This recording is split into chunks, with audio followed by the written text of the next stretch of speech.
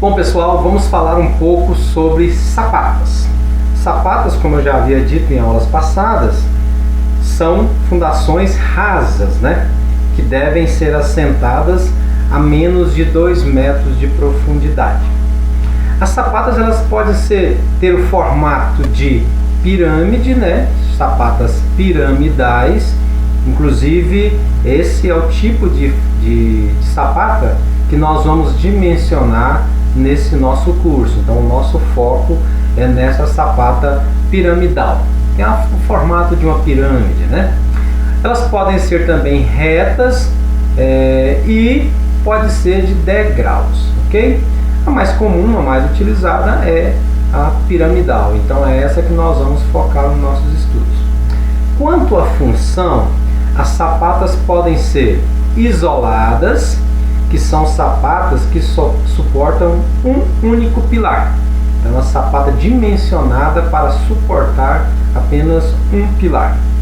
Elas podem ser sapatas contínuas ou associadas.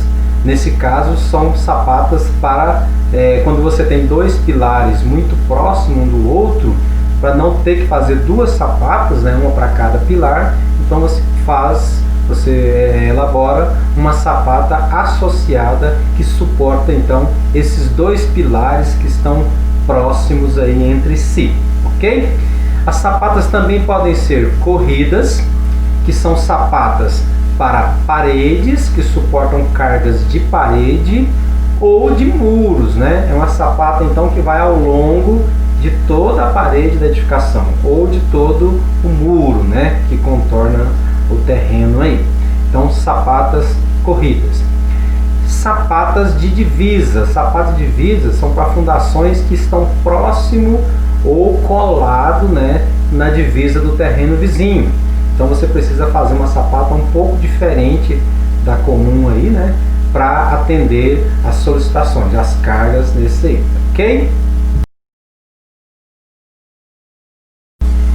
As sapatas também podem ser rígidas ou flexíveis, de acordo com as suas dimensões. A sapata rígida, ela é uma sapata mais robusta, é uma sapata que tem uma altura maior do que as demais. A sapata flexível é uma sapata mais baixa, uma sapata mais larga e mais baixa. Mas tecnicamente a sapata é considerada como rígida quando a altura dela, esse H aqui, for maior ou igual a 1/3 do balanço dela. O balanço é esse Lzinho aqui, ó. Então, se esse H for maior ou igual a 1/3 do balanço, ela é considerada rígida. Se esse H for menor do que 1/3 do balanço, ela é considerada como flexível. A sapata rígida tem menor consumo de aço e concreto, de menor resistência. Já a sapata flexível tem menor consumo de concreto e maior consumo de aço, tá? Então, sapatas rígidas e sapatas flexíveis. A distribuição de tensão que a sapata transmite ao solo depende do tipo de solo. Por exemplo, um solo argiloso, né? A distribuição de tensão ela é constante, ela é contínua, né? Linear. Quando o solo é rochoso, essa distribuição é triangular, com maior concentração nas extremidades. Para solo arenoso, né, em que a coesão é praticamente zero, né? A distribuição de tensão ela é triangular, com concentração maior no centro da sapata, né? Então vai depender do tipo de solo do terreno aí. Um outro detalhe é quando existe a carga aplicada a essa sapata, existir o momento fletor, ou seja, além da compressão, existir o momento fletor aplicado a essa sapata. Isso acontece quando você engasta, né, a fundação no pilar arranque. Se a fundação estiver engastada no pilar arranque, vai ter carga horizontal aplicada e, consequentemente, momento fletor. Nesse caso, a distribuição da tensão no solo ela é trapezoidal, né? Trapezoidal, em concentração em uma das extremidades, em um dos cantos dessa sapata aí, ok? Se não houver um momento, a distribuição é feita como foi mostrado aqui anteriormente. Se houver momento, em um lado existe uma concentração de tensão maior do que o outro lado da sapata. Tranquilo? A carga que a sapata vai receber do pilar, nós vamos chamar de PK. PK. E a carga que essa sapata vai transmitir ao solo, ou seja, a pressão de contato com o solo, é só pegar essa carga que o pilar vai transmitir à sapata e adicionar o peso próprio da sapata. Mas nós não conhecemos ainda as dimensões da sapata para saber qual é o peso próprio dela. Qual é a solução então?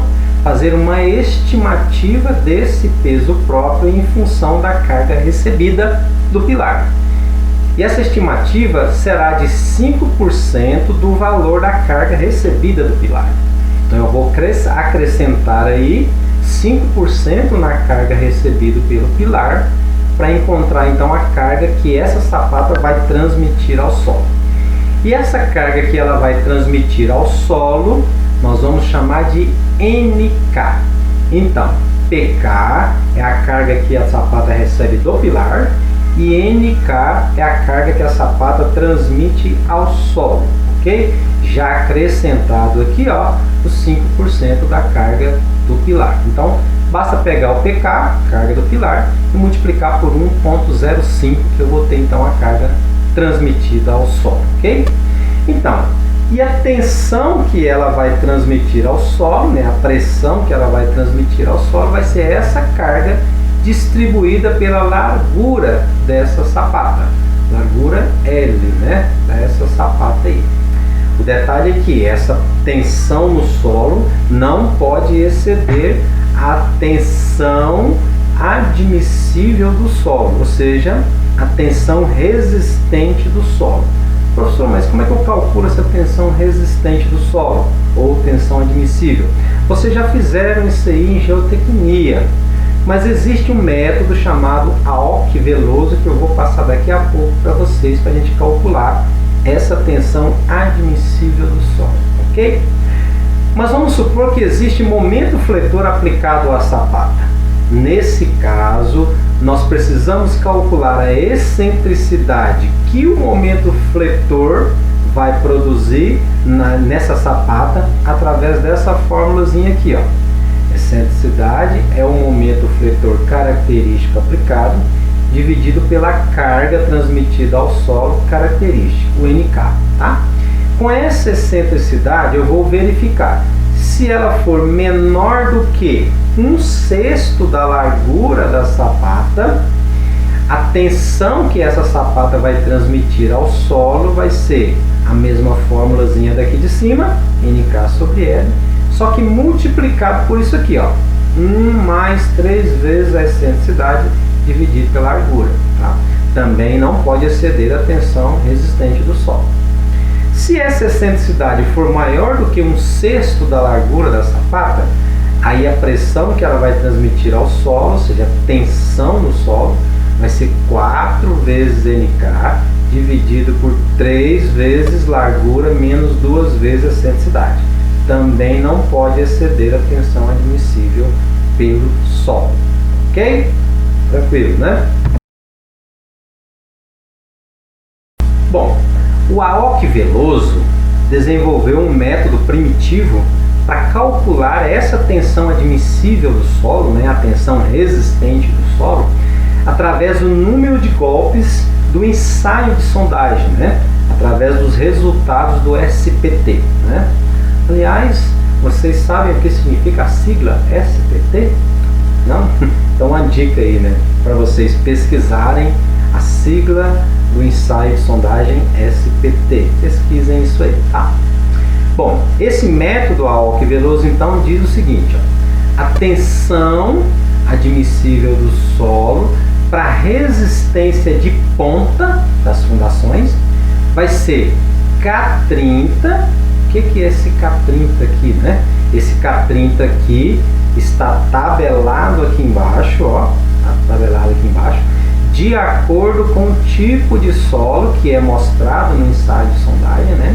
Então é uma resistência para um número de golpes de 30, ou seja, para 30 golpes lá no ensaio de sondagem.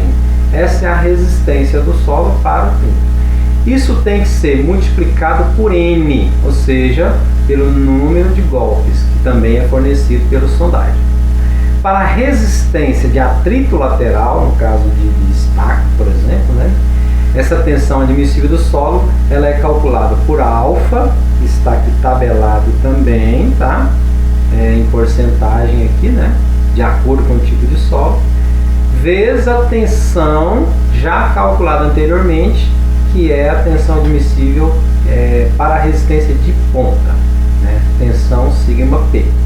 Então esse método aqui foi desenvolvido pelo Aoki Veloso, né? Que é assim, é um método empírico, né? Para a gente calcular aí de forma rápida essa tensão admissível. Mas não precisa se preocupar muito com isso não. Nós vamos fornecer para vocês essa tensão admissível do solo, tá? Essa tensão resistente do solo nós iremos fornecer para você em todas as questões. Tranquilo?